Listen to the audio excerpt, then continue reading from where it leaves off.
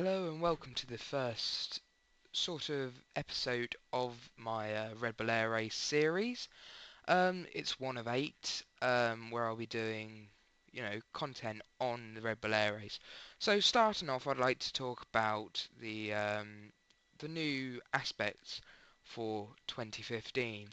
There are 14 races, and I'll put a link to all of their stuff on their website in a bit in the description. Yeah, all racing together. You fly a heat against another pilot.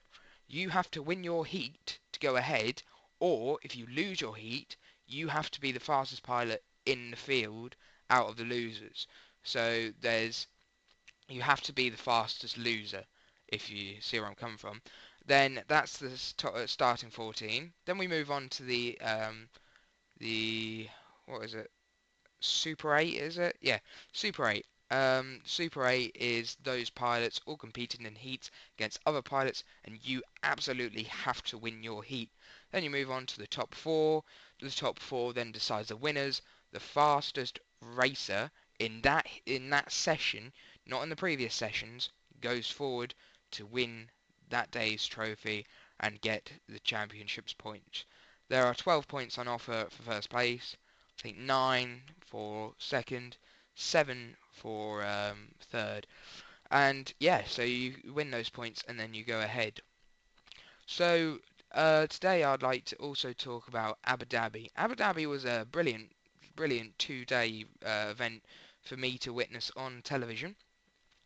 Qualifying went swimmingly with Francois Levot um, going first, I do believe, in qualifying, and then Juan Velarde then going second. These are the two newcomers into the air race, and boy, they're doing brilliant at the minute.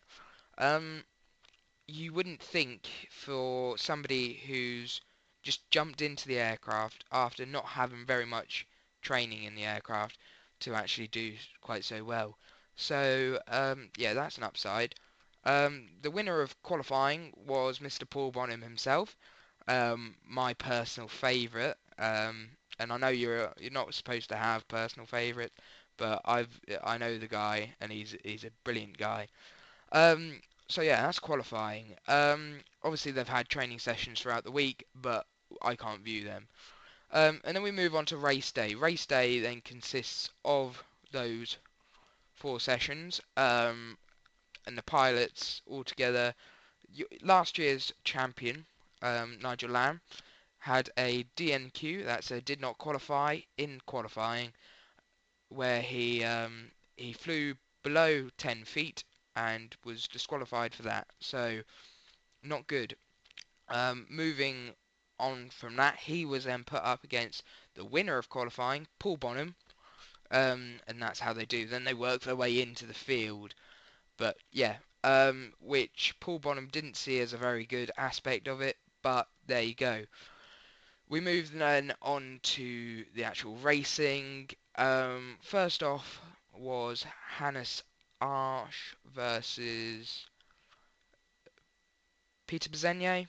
Um, Brilliant race.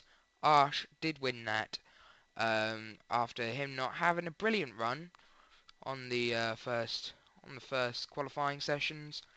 And this year there was only one qualifying session actually. Usually there'd be two, but for some reason I think it was the weather was just the wind was subsiding. The sun was coming down.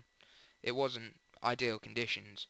They'd had a few problems throughout the week with pylons. A lot of pilots had pylon hits, so on. I'm going to skip a bit because I can't remember it. Um, then we move up to the top 4. Now, in the top 4 was Hannes Arsch. He flew first, putting an abysmal, rubbish time. Um, and really, he clipped some pylons, wasn't level, not not focused. Was Hannes Arsch. But then the Canadian pilot Pete McLeod was then next up, and he put on a good performance. He was flying to the edge of his box. This is the new Garmin aircraft racing team. Um, and he just pulled it out of the box. Really knew what he was doing. Then Matt Hall with his new winglets flew for the third, and it was just he put in a stunning time. That aircraft is, it's got some kinks in it, and he even says himself he knows it could get it faster.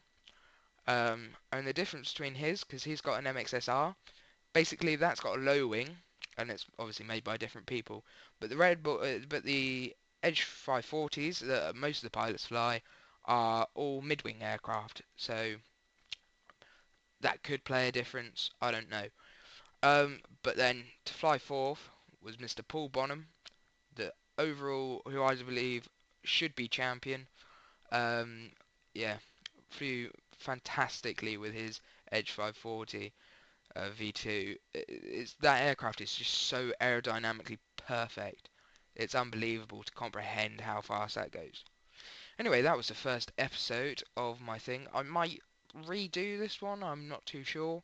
If I do, I'll leave this one up. I'll just re-edit it, and put it in as an archive. Um, put it up on YouTube, but in a different playlist. Right, safe landings.